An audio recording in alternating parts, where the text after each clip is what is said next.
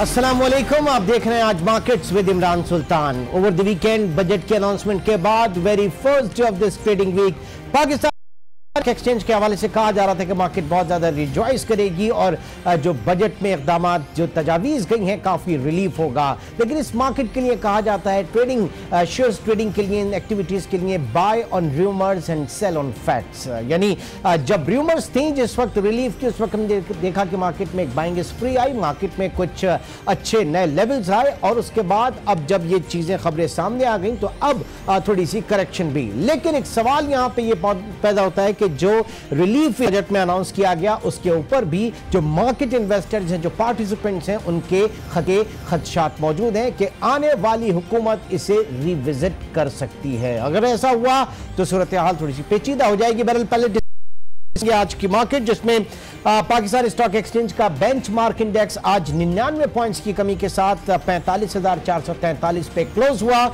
आज कुल 370 companies active रही जिसमें 146 कंपनीज पॉजिटिव, 211 कंपनीज नेगेटिव, जबकि अनचेंज कंपनी की तादाद 13 रही।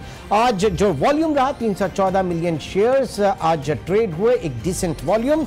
वैल्यू काफी कम रही, 10 अरब 57 करोड़ रुपए मालियत के ये 31 करोड़ 40 लाख शेयर्स ट्रेड हुए। चलते हैं KHI स्टॉक्स जहां जानेंगे कि ब्रिंडेक्स 100 की परफॉर्मेंस आज क्या रही। तो जनाब ब्रिंडेक्स इंडेक्स आज -11.78 पॉइंट्स की इसमें कमी और 1861.98 पॉइंट्स पे जाके इसकी क्लोजिंग हुई और साथ ही साथ इसका जो वॉल्यूम रहा 211 मिलियन शेयर्स रहा।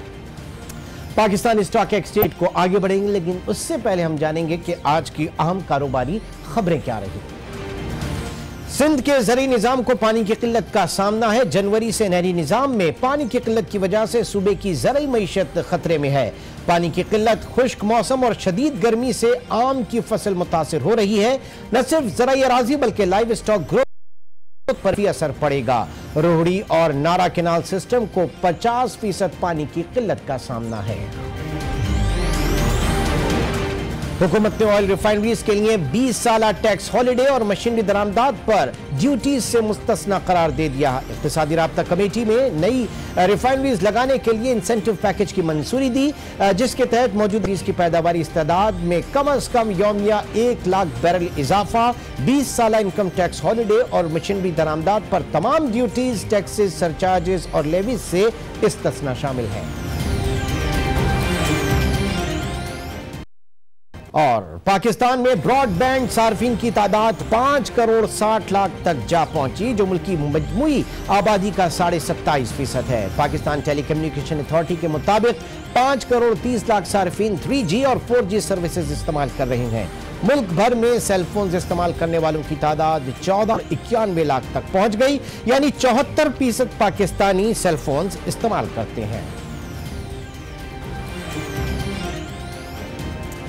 एक बार फिर बढ़ते हैं पाकिस्तान स्टॉक एक्सचेंज की तरफ, जहां पे हम देख रहे थे वफाकी बजट के बाद पाकिस्तान स्टॉक एक्सचेंज में इनिशियली आज हमने देखा कि कारोबारी आगाज में, लेकिन उसके बाद कुछ सवालात भी उठे कि ये बजट से मंजूर हो जाता है या और इसमें कुछ प्रॉब्लम भी आ सकती हैं। क्या वहां पे तफसीलात रही, जानेंगे आज न्यूज के नुमाइंदे सफदर अब्बास से। सफदर अब्बास, अपडेट कीजिएगा।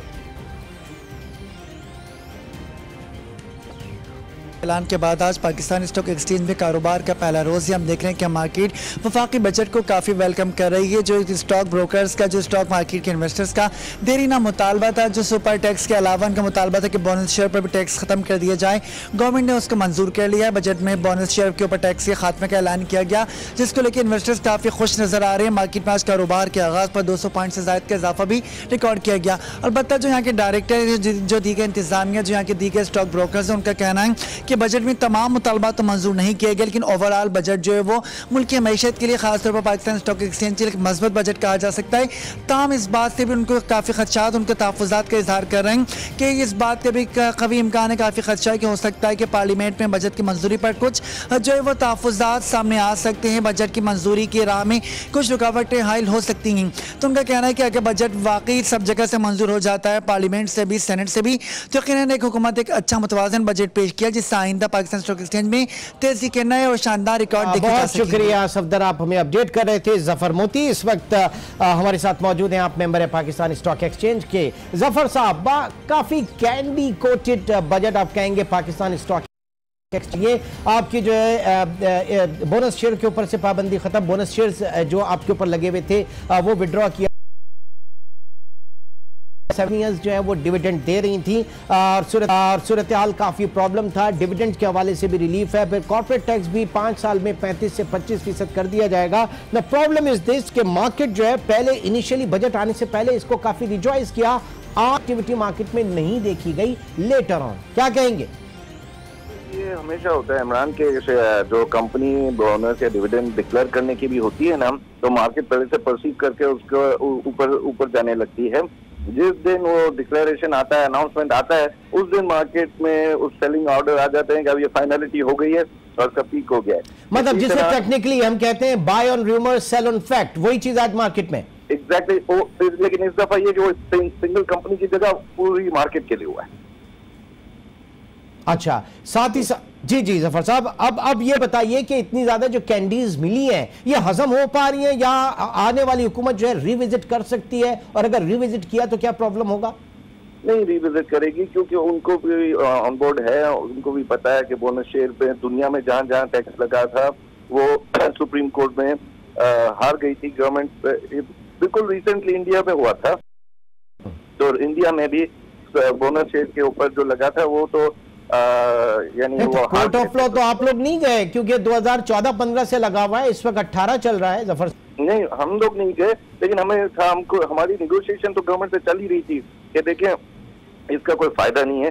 बोनस शेयर को आप एज अ डिविडेंड नहीं, वो नफा या क्या एक डिविडेंड नहीं समझ सकते। बोनस शेयर तो ये कि उसने आपको एक पर्चा दे दिया और अपना पैसा जो है अपना या तो एक्सपेंशन में अपने पास रख लिया। ठीक है, आप समझते हैं कि मार्केट अब बेहतरी की जानिब होगी? जी बिल्कुल होगी, मार्केट में स्टेबिलिटी है, लेकिन मार्केट में आप ये देखिए कि प्राइस डिस्कवरी नहीं हुई है और अब शुरू होगी, क्योंकि आप आज यार देख रहे थे कि आपने अभी फिगर बताया कि 1.36 बिलियन रुपीस का काम हुआ है, तो कुछ भी नहीं हुआ ना इतनी बड़ी मार्केट। ठीक है जी, बहुत बहुत शुक्रिया जफर मोती, पाकिस्तान स्टॉक डायरेक्टर मेंबर इस वक्त हमसे बात कर रहे थे। और जाहिर है कि मार्केट जो है वो buy on rumour sell on fact, और वही चीज आज देखी गई। आगे के सेशन जो है मार्केट क्लियर पिक्चर को डिटरमाइन करेंगे। एक छोटे से ब्रेक, और ब्रेक के बाद कुछ और मौजूद आपके साथ डिस्कस करेंगे।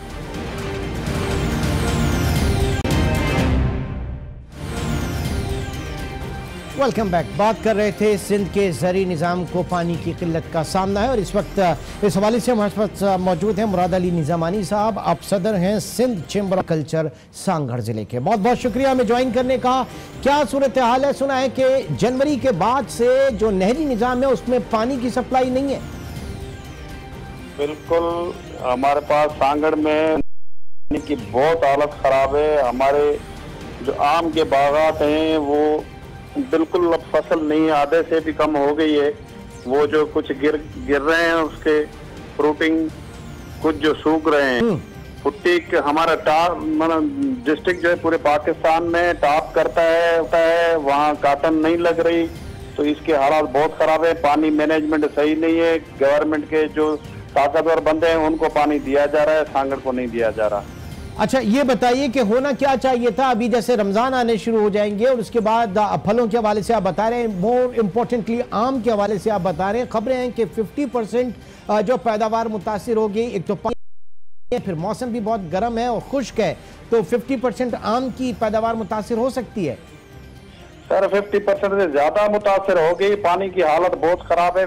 हमारे तो शहरों में पीने का पानी भी नहीं मिल रहा, फसल जो लगाए वो फसल भी नहीं लग रही है। तो हम जो है उसमें बहुत सी इरिगेशन वाले कोई सिस्टम नहीं है, कोई तरीकेकार से बैठ के मीटिंग करके तरीकेकार से अगर पानी चलाएं तो कहीं किसको मिले भी सही। इसका हल क्या है? हर साल का यही मसला है पानी की आमद का, और उसके साथ जब पानी आता है तो वो सैलाबों की शक्ल में आ जाता है। इसका बुनियादी हल क्या है? एक एग्री क्या ठोस हल होना चाहिए?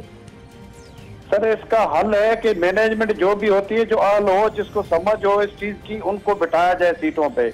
यहाँ जो रखे जाते हैं उनको रखा जाता है, अपने पर्सनल जो बंदे हैं उनको, एसीज जो रखे हुए हैं, डायरेक्टर जो रखे हुए हैं, एक्शन जो रखे जाते हैं, अफसरान जो है वो अपनी मनपसंद रखे हुए हैं लोग सियासी, वो जो जिस सीट पे वो काम करने वाले बंदे होने चाहिए, जिनको मालूम होना चाहिए कि पानी का सिस्टम ऐसे चलाएं तरीकेकार से, वो नहीं चल रहा। नारा कैनाल में जो हमारा आता है जमड़ाऊ, हेड जमड़ाऊ पे जो विरासत होती है वो हमें सही नहीं मिल रही। वहाँ भी हमारे नारा कैनाल, जमड़ाऊ ट्वेन, तो वहाँ भी हमारे साथ ज्यादती हो रही है, सिस्टम नहीं सही अच्छा, चला जा ये रहा। जनवरी में गालिबन दिसंबर में भल सफाई के लिए नहरें बंद होती हैं, उसके बाद से ये पानी का मसला है? उसके बाद से बिल्कुल पानी का मसला है। उसके बाद पानी आती है, काफी नहरें हैं जिन्होंने तो बिल्कुल पीने तक का पानी नहीं आया कि वहाँ के गांव, वहाँ का जो माल मवेशी है उनको पीने का अभी पानी आपने नहीं सुना मिला। होगा कि इस साल जो आपको अच्छा परफॉर्म किया वो एग्रीकल्चर सेक्टर ने अच्छा परफॉर्म किया। 2 साल पहले बहुत ज्यादा प्रॉब्लम था, अब जरा जो है सूरत हाल थोड़ी सी बेहतरी की तरफ है। कुछ गन्ने के जो काश्तकार हैं उनके मसाइल भी हल होने के करीब हैं। उस पर क्या खबरें, क्या कहा गया गन्ने के काश्तकारों के हवाले से? सही, गन्ने के हवाले से आपने देखा पंजाब को तो गवर्नमेंट ने जो 180 रेट निकाला था वो मिला। सिंध के लिए अभी 160 का हुआ है, लेकिन गवर्नमेंट ने जो निकाला था वो 182 का था। और ये जो आधा तो अभी कितने में ले रहे हैं? 182 का था, 182 में ले कितने में रहे हैं शुगर मिल वाले आपसे? अपर सिंध में उन्होंने लिया था, सिंध में यहाँ जो दिया था 140 130 तक, अब वो कह रहे हैं कि 160 तक पेमेंट करेंगे। 182 का अभी तक फाइनल नहीं कर रहे, वो हाँ नहीं कर रहे। जी ठीक, तो ऐसे में आपकी जो एसोसिएशन है सिंध चेंबर ऑफ एग्रीकल्चर, क्या वो कोर्ट ऑफ लॉ नहीं जाती? क्या आप लोग इतनी मजबूत नहीं है कि आप लोग एक कानूनी तौर पे अप्रोच करें जैसे कि और लोग कर सकते हैं? नहीं, हमने कानूनी जंग लड़ी है, अभी भी लड़ेंगे, लड़ते रहेंगे, चुप करके नहीं बैठेंगे। ये जमींदारों का जो काज है उसके लिए हम अपनी जदोजहद जारी रखेंगे। और हमारी तंजीम ने अभी भी बैठ के मीटिंग की है कि इसका अगला अमल कैसे तय किया जाए। जी, बहुत शुक्रिया मुराद अली निजामानी, सदर सिंध चेंबर ऑफ एग्रीकल्चर, इस वक्त हमसे थे। और जाहिर है कि जो बेहतर वाटर मैनेजमेंट है वही हमारी एग्रीकल्चर, न सिर्फ एग्रीकल्चर बल्कि लाइव स्टॉक लेके चलेगी। आज के प्रोग्राम से फिल वक्त इतना ही। इंशाअल्लाह आपसे कल मुलाकात होगी। अपना बहुत ख्याल रखिएगा। अल्लाह हाफ़िज़।